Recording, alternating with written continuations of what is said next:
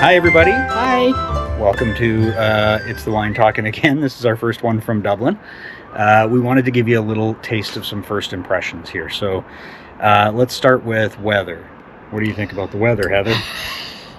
Rainy every day, but fortunately or unfortunately, it rains every morning, seems to clear off for a couple hours. Maybe around dinner time, clouds roll back in a little bit.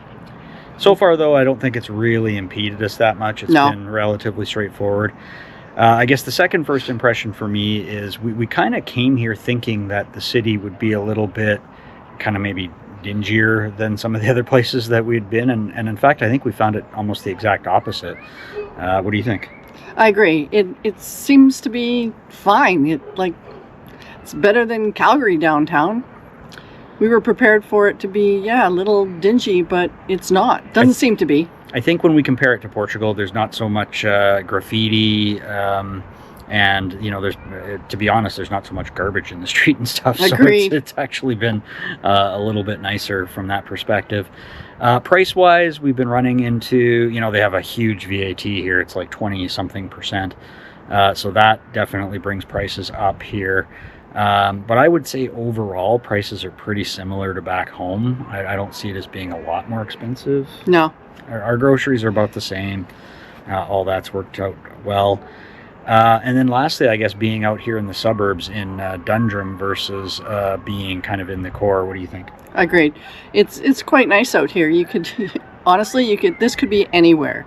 It's quieter. It's just nicer not to be in the middle of tourists. Yeah, and I mean, we've got even just where the apartment is quite interesting. With the airfield estate behind us here, you've got some rural, there's cows out every day, and there's a working farm there.